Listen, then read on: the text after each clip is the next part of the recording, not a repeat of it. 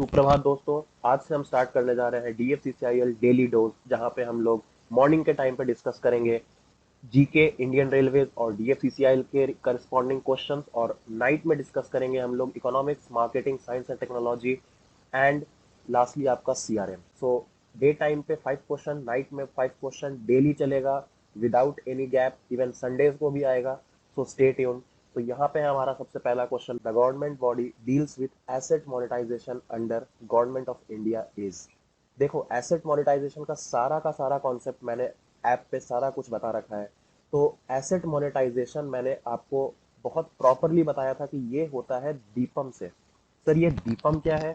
तो उसके पहले मैं सारे ऑप्शंस को एक बार आपको एक्सप्लेन कर देता हूँ कि ये चीज़ क्या है। नीति आयोग के बारे में बताया था कि ये 2015 में प्लानिंग कमीशन को इसने क्या कर दिया था, रिप्लेस कर दिया था। इफेक्टिव बाद में आया था, बट ये चीज़ पहले ही गठन कर दिया गया था 1 फरवरी 2015 को। तो उसके बाद हम लोगों ने इसके बारे में सब कुछ डिटेल्स देखा था। बट नीति आयोग सिर्फ एक सजेशन दे सकता है कि हाँ भाई तुम एसेट मोनेटाइजेशन करो, बट ये कोई एक गवर्निंग बॉडी नहीं है गवर्नमेंट की जो कि एसेट मोनेटाइजेशन को क्या करे, आगे प्रोसीड करे। ओके, सो उसके लिए एक गवर्नमेंट ऑफ इंडिया ने एक अलग सेक्शन बना रखा है जो कि बोला गया दीपम। ओके, दीपम के बारे में भी मैंने ऑलमोस्ट सारी डिटेल्स आपको बता रखी है ऑलरेडी। और दीपम का फुल फॉर्म क्या है वो मैं आपको बता देता हूँ।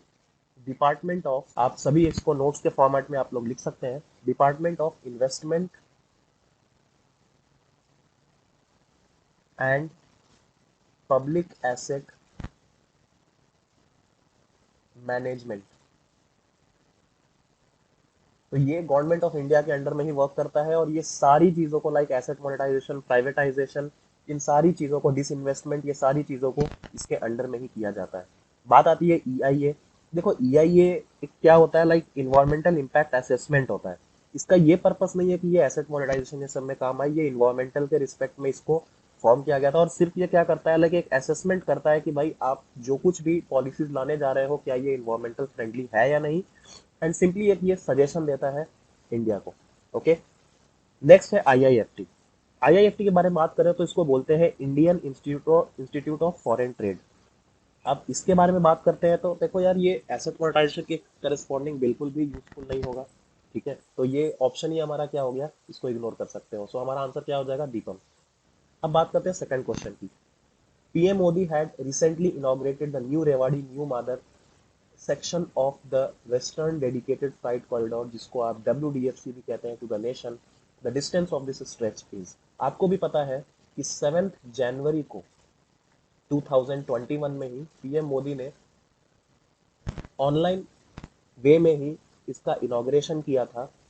और ये WDFC के अंडर में ये एक आपका नया फेज इन्होंने, नया सेक्शन इन्होंने इनॉग्रेट किया, जिसका टोटल डिस्टेंस है 306 किलोमीटर।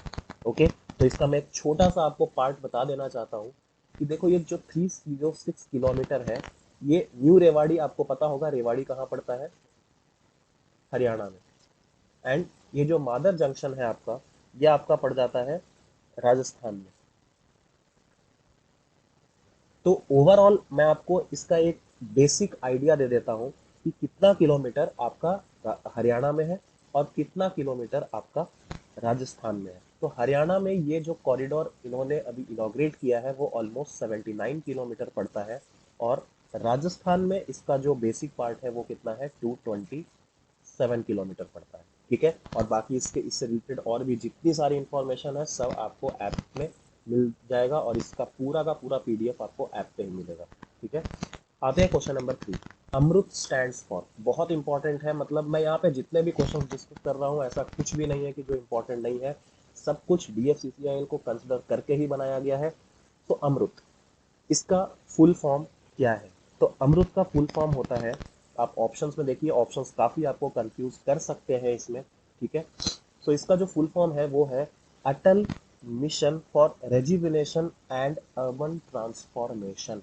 तो इसका ऑप्शन कौन सा करेक्ट हो जाएगा, ऑप्शन नंबर D करेक्ट हो जाएगा। सर इसका काम क्या है? देखो, इसको ministry of housing and urban affairs के तरफ से प्रिस्क्राइब किया गया, और इसका काम क्या है कि ये सबसे पहले तो ये एम करता है कि भाई पूरे इंडिया में हर एक हाउस होल्ड में आपके सप्लाई ऑफ वाटर क्या हो, प्रॉपर हो। सेकंड, ये आपका एम करता है कि जितने भी सिटीज़ हैं उसमें ग्रीनरी प्रॉपर हो, like parks and further lands का जो डेवलपमेंट है प्रॉपरली ग्रीनरी के तहत ही हो। और लास्ट में एक चीज़ यहाँ पे देखा जाएगा कि जो भी पॉल्यूशंस आपके हो रहे हैं हर सिटीज़ में, उसको कैसे रिड्यूस किया जाए, उन सब के करस्पॉन्डिंग भी ये मिनिस्ट्रीज को इन्फॉर्म करता है। और उसके बाद लाइक और भी कुछ लाइक इलेक्ट्रिक व्हीकल्स यूज़ करो, नॉन मोटराइज्ड व्हीकल्स यूज़ करो, और या फिर किस तरह से हम लोग पॉल्यूशन को कम कर सकते हैं, इन सारी चीज़ों के लिए भी ये क्या करता है, सजेशंस देता है।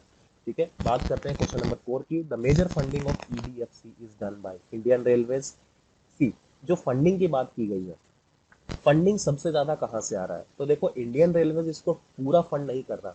इंडियन रेलवेज ने ईडीएफसी के लिए वर्ल्ड बैंक से क्या लिया है, फंड लिया है। जो मेजर फंड है वो वर्ल्ड बैंक ही इसको प्रोवाइड कर रहा है। ओके, इंडियन रेलवेज प्रोवाइड नहीं कर रहा।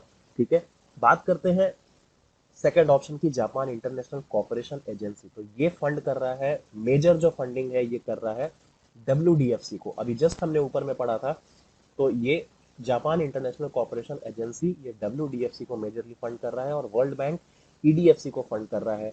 और बाकी के जो और भी कॉरिडोर्स आपके क्या है जो हैं वो अभी प्लानिंग फेज में है, और कैसे कैसे क्या उसका फंडिंग का वे है वो सारा कुछ अभी डिस्कस नहीं हुआ है। जो फर्दर आएगा तो हम लोग जरूर अपडेट करेंगे। नेक्स्ट बात करते हैं question number 5, India's biggest logistic park to be set up in Bengaluru, जो कि आपका कर्नाटका में है, दादर आपके महाराष्ट्र में है, नोएडा यूपी में पड़ जाता है, सानन ये पड़ता है गुजरात में। तो लॉजिस्टिक पार्क इंडिया का बिगेस्ट सेटअप होने वाला है सानन में। ओके, तो ये चीज़ भी आप लोग क्या करें, ध्यान में रखें। मैं इसके बारे में थोड़ा सा आपको एक डिटेल और भी दे देता हूँ कि गुजरात गवर्नमेंट ने अडानी पोर्ट और SEZ लिमिटेड के हाथ मिलाकर इस प्रोजेक्ट को आगे बढ़ाने का निर्णय लिया है। और उसके बाद इस अवार्ड को लाइक जो भी एग्रीमेंट है वो साइन किया गया है गुजरात के CM विजय रूपानी के साथ। ठीक है, गुजरात की बात आई है तो मैं एक बार आपको और भी बता देता हूँ कि गुजरात के जो करंट चीफ मिनिस्टर हैं वो है विजय रूपानी, और गवर्नर है आचार्य देवव्रत। ओके, और बहुत लोग गुजरात का नाम सुन के डायरेक्टली कैपिटल अहमदाबाद बोल देते होंगे, बट अहमदाबाद उसका कैपिटल नहीं है, उसका कैपिटल है गांधीनगर। तो यहाँ पे भी कंफ्यूज नहीं होना है। तो that's all about the today's session.